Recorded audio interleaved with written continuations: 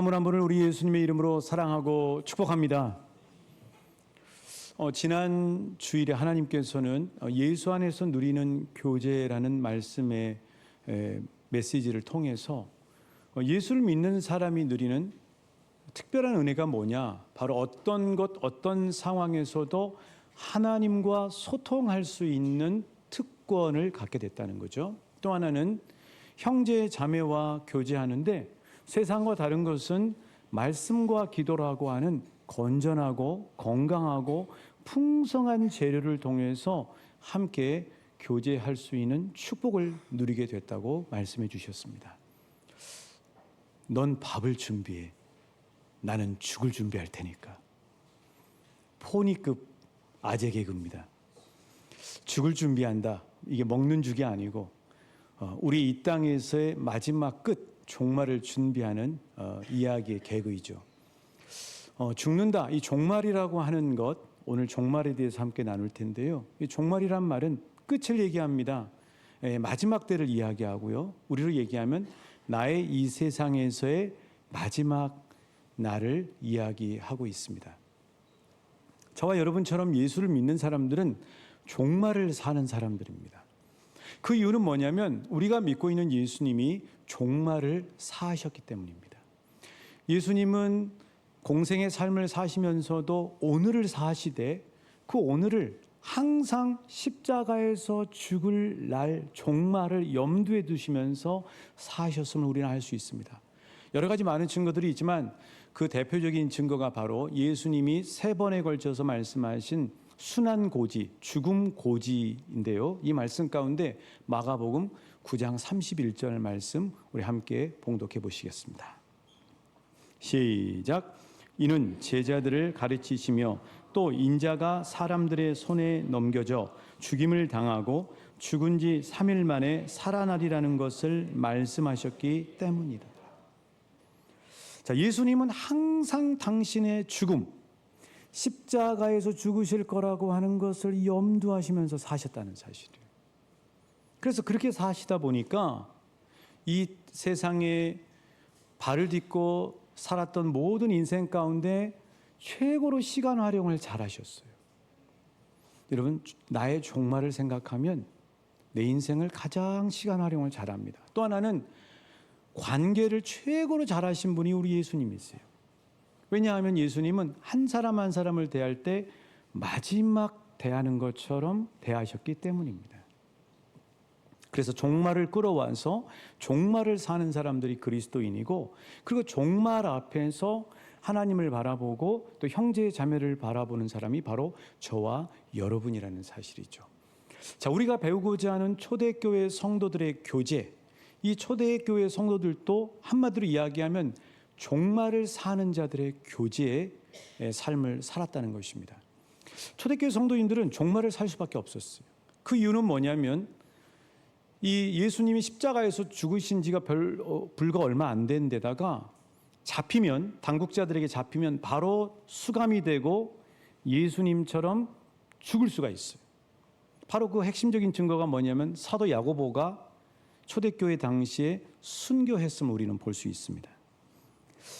그래서 초대교회 성도님들의 자주 불렀던 노래는 추측컨대 내일 일은 난 몰라요, 하루하루 살아요, 이 찬양을 자주 부르는 것처럼 매일매일을 살았을 거라는 것입니다.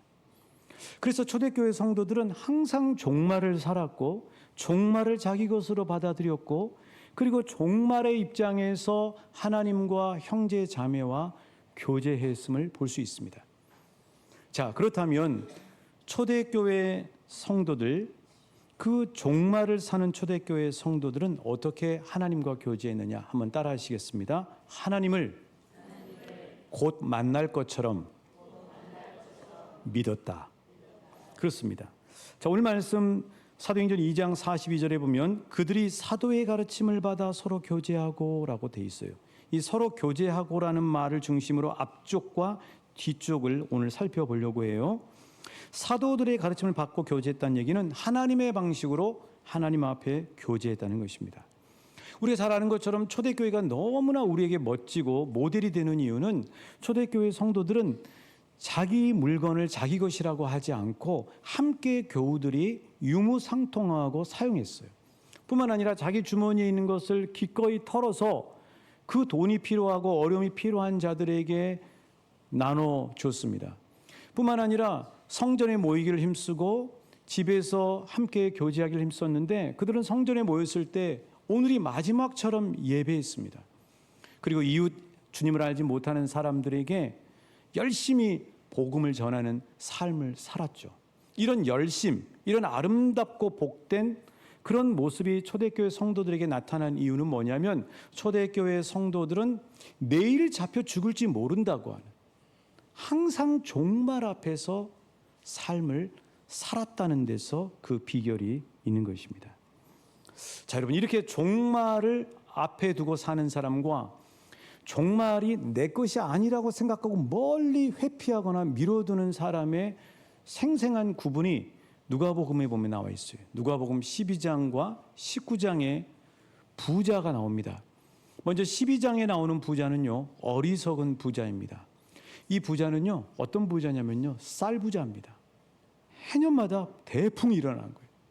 그래서 곡식이 어마어마하게 수확이 되니까 이 부자가 맨날 고민하는 건 뭐냐면 곡식을 쌓을 창고가 너무 부족한 거예요. 그래서 이 부자의 고민은 어떻게 하면 창고를 늘려서 계속 쌓을까? 허물고 새로 짓고 쌓고 허물고 새로 짓고 쌓고 이 일만 계속 반복하면서 산 거죠. 이 부자가요, 아침에 그 든든하게 곡식에 채워져 있는 창고를 가면서 스스로에게 이렇게 얘기했습니다. 누가복음 12장 19절입니다. 우리 같이 부자의 음성을 들어볼까요? 시작.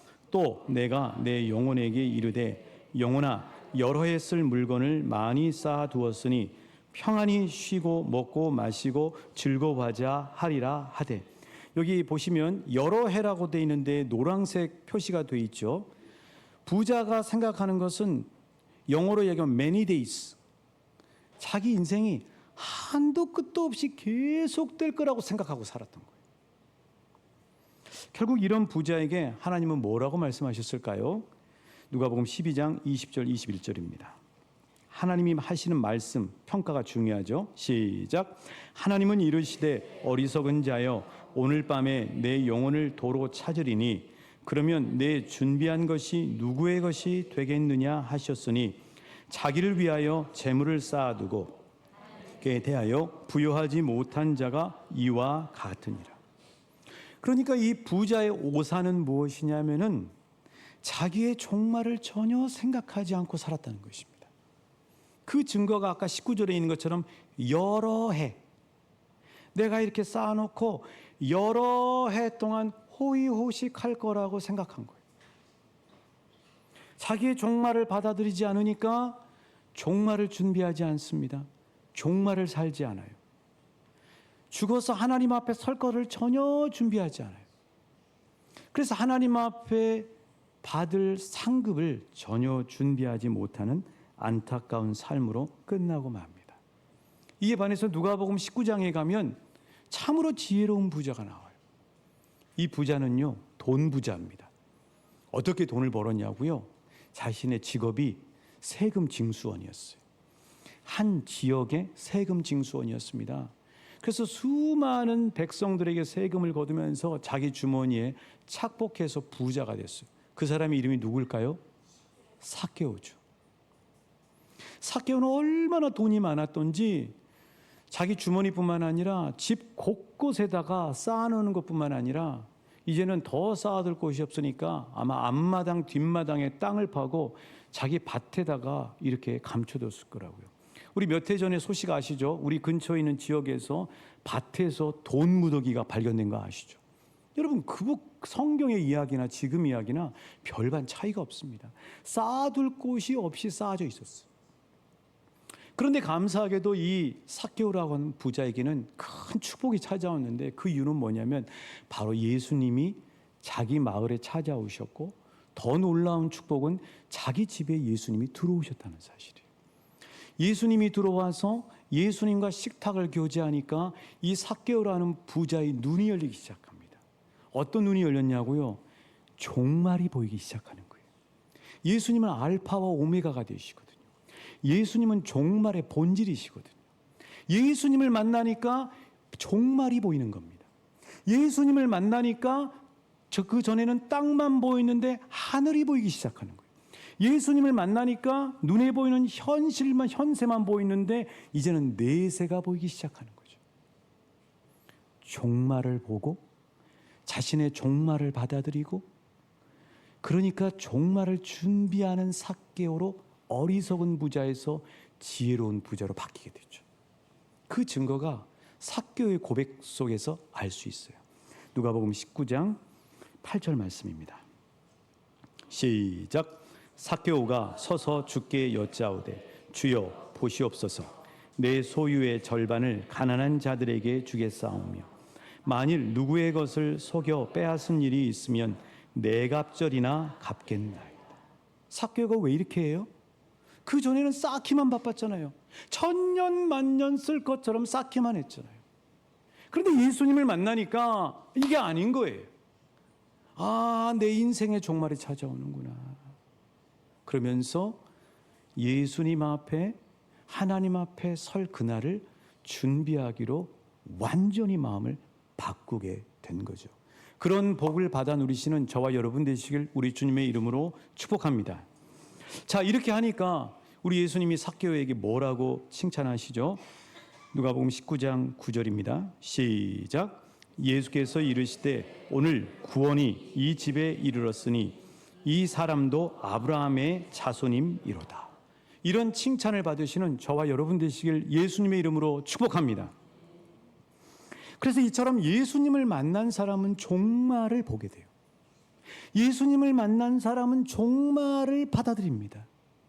예수님을 만난 사람은 이제 종말을 준비하는 삶을 살게 돼요. 찬송가 595장 나 맡은 본분은 3절에 보시면 이런 가사가 있어요.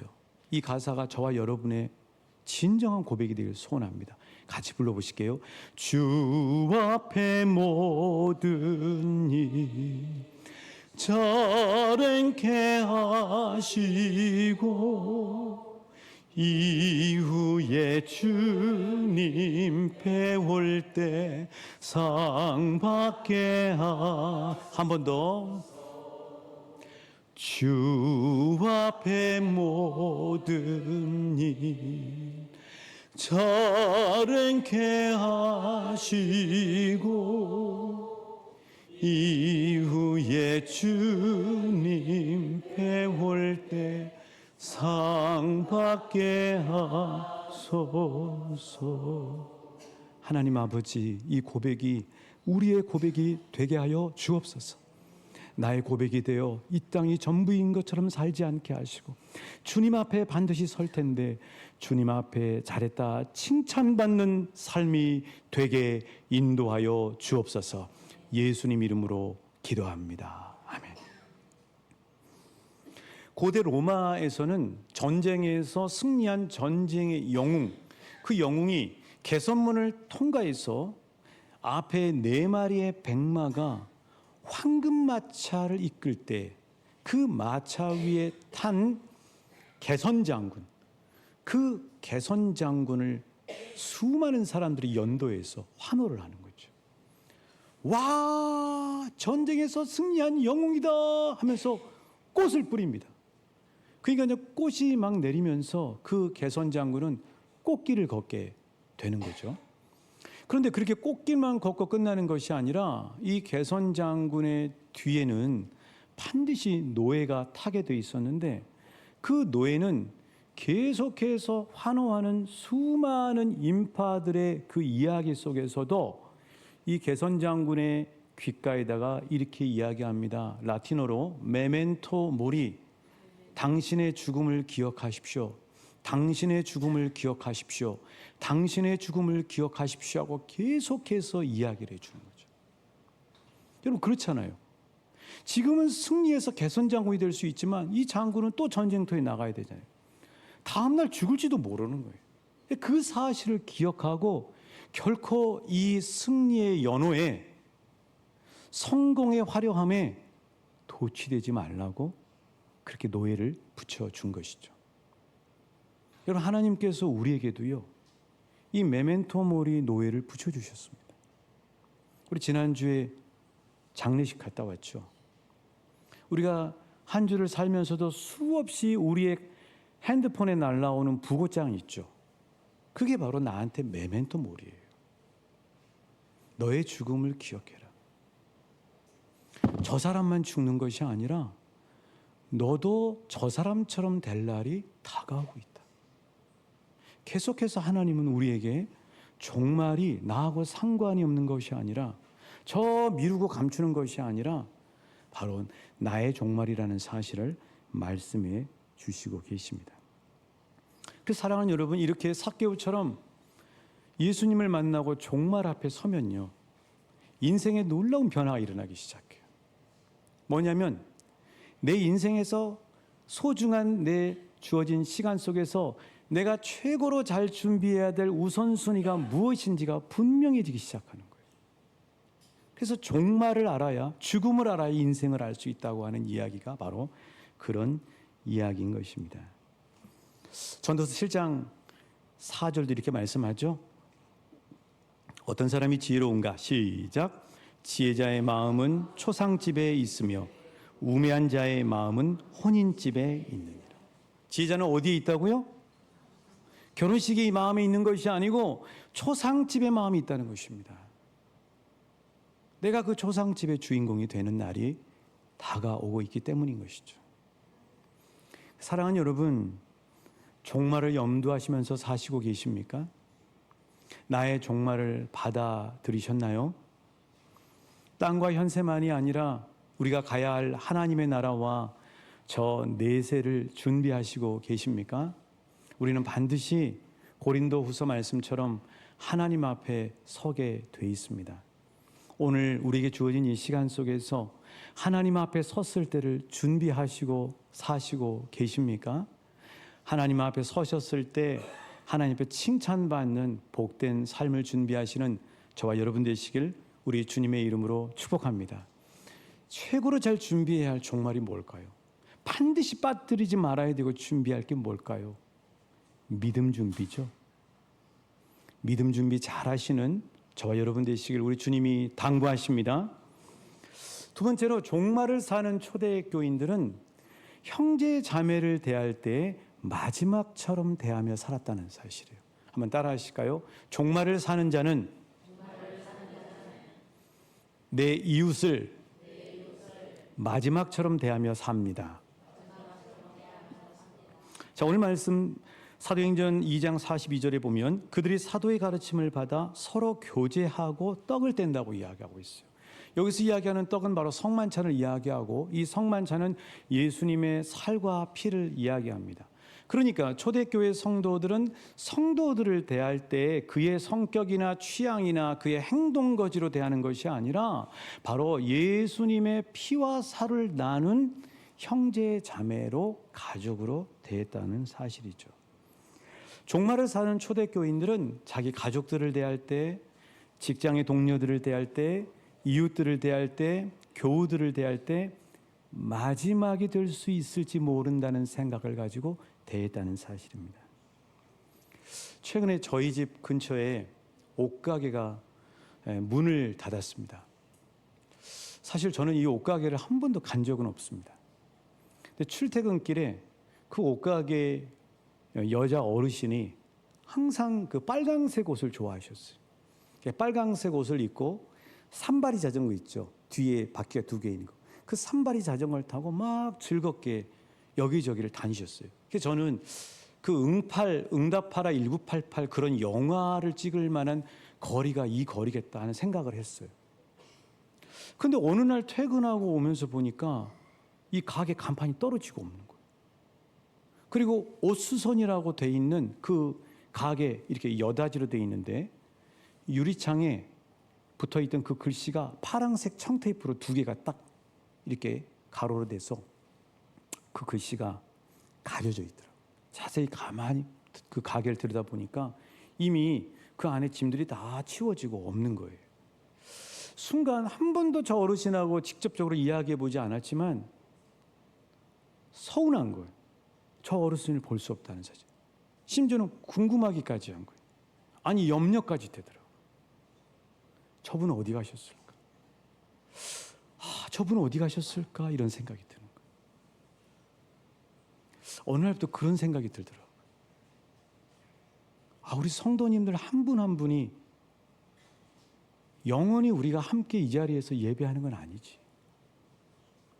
우리도 언젠가는 순서는 모르지만 이 땅을 떠날 사람들인데, 제가 우리 교회 여러분과 함께 한 지 15년 됐거든요. 15년 지내면서 먼저 그 찬송가 노래처럼 앞서간 우리의 친구들 광명한 그곳에 올라가, 그런 분들을 손으로 셀 수 없을 정도로 많이 우리 곁을 떠나셨더라고요. 그래서 제가 어느 날부터 우리 성도님들을 안아드려야 되겠다. 여자 성도님들은 안아드릴 수 없어도 마음으로만 안아드리고 우리 남자 성도님들을 안아드려야 되겠다. 그래야 내가 후회하지 않는 삶을 살겠다는 생각이 들었어요. 그래서 실은 예배 끝나고 나가실 때 끌어안기 시작한 것입니다. 사랑하는 여러분, 우리는 계속해서 같이 있을 수가 없어요. 언제 누가 먼저 이 땅을, 우리 곁을 떠날지 모르는 거죠. 그러니까 지금 우리가 한 사람 한 사람 이 시간에 같이 예배하고 같이 오늘 식사하고 이야기할 때는 영원한 존재가 아니기 때문에 마지막처럼 소중히 대하고 최선을 다해서 그분을 대하는 것이 가장 지혜로운 삶의 방법이라는 것입니다. 그래서 모세가 시편 90편 12절에서 이렇게 이야기했던 것이죠. 같이 읽어보실까요? 시작. 우리에게 우리 날 계수함을 가르치사 지혜로운 마음을 알게 하소서. 그렇습니다. 우리의 날을 계수하는 거죠. 지난 7월 1일자 그 신문 기사에 코미디언 대표적인 부부인 박미선, 이봉원 부부가 기사로 나왔어요. 그런데 역시 코미디언답게 그 자신의 남편 이봉원과의 그 결혼 생활 33년을 이렇게 소개를 하더라고요. 이렇게 살다 보니까 마음에 안 드는 게 한두 가지가 아니에요. 여러분 안 그러시죠? 그게 마음에 안 들어서 이혼해야 되겠다 하고 딱 마음을 먹었더니 갑자기 김미화 언니가 이혼한다는 기사가 뜨더래요. 그래서 참아야 되겠다고 참았답니다. 그러다가 또 못 살겠더래요. 그래서 또 이혼하려고 딱 마음을 먹는 순간에 이경실 언니가 이혼한다는 얘기가 또 들리더래요. 그래서 또 참았답니다. 그냥 더블로 터뜨리면 안 되잖아요. 그래서 좀 참다 보니까 더 못 견디겠는 거예요. 그래서 이제 진짜 이혼해야 되겠다고 생각했더니 이경애 언니가 이혼하는 소식이 또 들리더라는 거예요. 그래서 또 참았답니다. 도저히 못 참겠더래요. 이제 30몇 년 살았으면 됐지. 그래서 또 이혼을 결심하고 딱 생각했더니 세상에 후배인 조혜련이 이혼했다는 소식이 딱 들리더라고요. 지금은 이제 재혼해서 잘 사시잖아요. 예수도 잘 믿고. 그렇게 33년을 살았대요. 참고 살다가 최근에 와서 보니까 남편이 고맙고 짠하게 느껴지더래요. 근데 그렇게 된 이유가 뭐냐면은 우리 박미선 권사님이죠. 권사님이 암투병을 하셨거든요. 2년 동안 암투병을 하신 거예요. 암투병하는 과정 속에 있다 보니까 남편 이봉원 씨가 지혜로워서 그런 건지 진심이겠죠. 당신 아픈 게 나 때문에 그랬어 하고 이야기하면서 그렇게 옆에서 많이 도와주고 이렇게 간호를 했나 봐요. 그러면서 남편하고의 그 관계를 기찻길과 같다고 이야기를 하더라고요. 어느새 미운정 고운정이 다 들어있더랍니다. 그러면서 이 남자와 하나님이 붙여주신 이 남자와 끝까지 살아내야 되겠다. 그게 하나님의 영광이다 하고 부부관계가 다시 재정립됐다고 이야기를 하더라고요. 여러분, 박미선 권사님의 마음이 이렇게 바뀐 이유가 뭐예요? 자신의 투병을 통해서 종말을 경험한 거예요. 아, 나도 종말하는 존재구나. 종말이 저 사람의 종말이 아니라 나의 종말이 되는 거구나 하는 사실을 투병 과정 가운데서 생생하게 경험을 하면서 가까이 있는 사람이 매우 소중한 사람이고 오늘 주어져 있는 이 시간 속에서 그와 최선을 다해서 기뻐하고 함께하는 것이 가장 지혜로운 하나님의 뜻이라는 사실을 깨달았기 때문에 그렇게 바뀐 거거든요.